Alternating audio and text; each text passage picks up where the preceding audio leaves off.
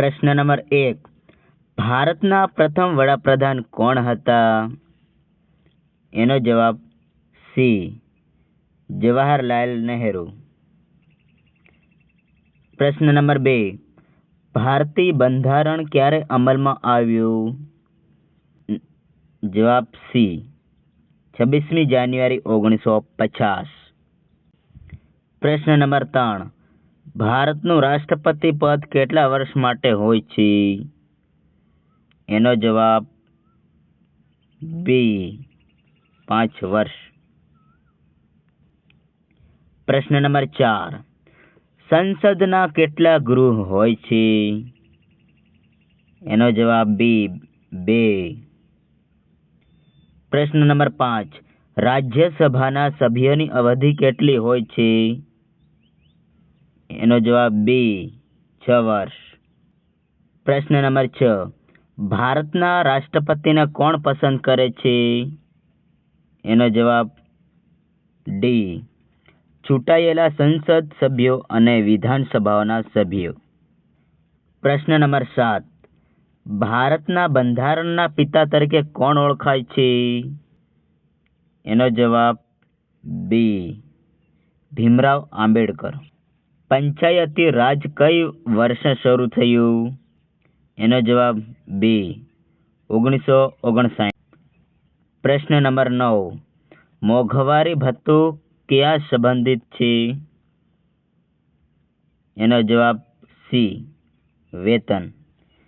પ્રશ્ન નંબર 10, ગુજરાતના પ્રથમ મુખ્યમંત્રી કોણ હતા? એનો જવાબ ડી, જીતેન્દ્રભાઈ જોશી. પ્રશ્ન નંબર 11, ભારતનું બંધારણ કયા દેશમાં બન્યું હતું?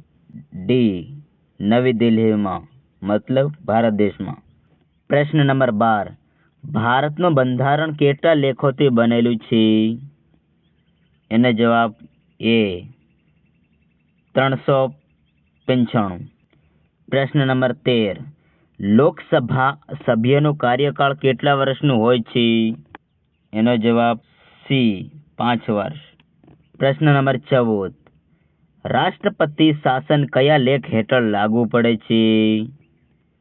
એનો જવાબ બી, લેખ 356. પ્રશ્ન નંબર 15, ભારતીય સંવિધાનમાં કુલ કેટલા અનુસૂચિઓ છે? એ, 12. પ્રશ્ન નંબર 16, સેક્શન 370 કયા રાજ્ય સાથે સંબંધિત છે? બી, જમ્મુ કાશ્મીર. પ્રશ્ન નંબર 17, રાજ્યસભાના અધ્યક્ષ કોણ હોય છે?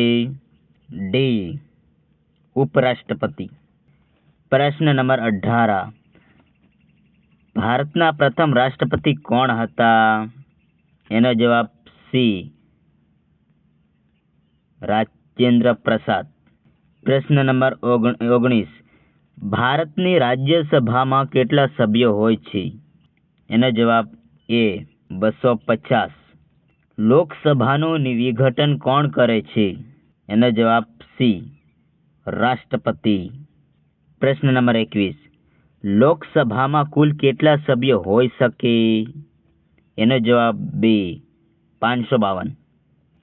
પ્રશ્ન નંબર 22, મૂલ્યવત્તા શબ્દ ભારતના બંધારણમાં ક્યાંથી લેવાયો છે? એનો જવાબ ડી, દક્ષિણ આફ્રિકામાંથી. પ્રશ્ન નંબર 23, ભારતની વહીવટી પદ્ધતિ શાના પર આધારિત છે? સી, સંસદીય પ્રજાસત્તાક. પ્રશ્ન નંબર 24, બંધારણ પર સહી કરનારા પ્રથમ વ્યક્તિ કોણ હતા? એનો જવાબ એ, રાજેન્દ્ર પ્રસાદ. પ્રશ્ન નંબર 25, કયા નિયમ હેઠળ વિધાનસભા વિઘટિત થઈ શકે છે? એનો જવાબ સી, લેખ 356. પ્રશ્ન નંબર 26, ભારતની ચૂંટણી પંચ એક બંધારણીય સંસ્થા, મતલબ ભારતની ચૂંટણી પંચ એક બંધારણીય સંસ્થા છે. પ્રશ્ન નંબર 27, લોકસભામાં મુસ્લિમોને વિશિષ્ટ પ્રતિનિધિત્વ મળ્યું છે? એનો જવાબ બી, ના. પ્રશ્ન નંબર 28, રાજ્યસભા તાત્કાલિક વિઘટન થઈ શકે છે? પ્રશ્ન નંબર 29. રાજ્યસભાનો અધ્યક્ષ કોણ હોય છે? એનો જવાબ સી, ઉપરાષ્ટ્રપતિ. ભારતના હાલના રાષ્ટ્રપતિ કોણ છે 2025 મુજબ? એ, દ્રૌપદી મુર્મુ. પ્રશ્ન નંબર 31. મૂળભૂત હકો બંધારણના કયા ભાગમાં સમાવિષ્ટ છે? એનો જવાબ બે, ભાગ 3. પ્રશ્ન નંબર 32. ડાયરેક્ટિવ પ્રિન્સિપલ્સ બંધારણના કયા ભાગમાં છે? જવાબ બી, ભાગ 4. પ્રશ્ન નંબર 33. બંધારણમાં ગુજરાતી ભાષાને કયા અનુસૂચિમાં સ્થાન મળ્યું છે?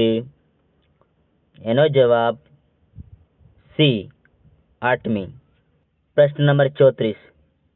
ઇમરજન્સી હેઠળ રાષ્ટ્રપતિ કઈ તાકાત ધરાવે છે? બી, શાસનતંત્ર ચલાવવાની વિશેષ શક્તિ. પ્રશ્ન નંબર 35. બિલથી કાયદો બનવાનો અંતિમ પગથિયો કયો છે? એનો જવાબ સી, રાષ્ટ્રપતિની મંજૂરી. પ્રશ્ન નંબર 36.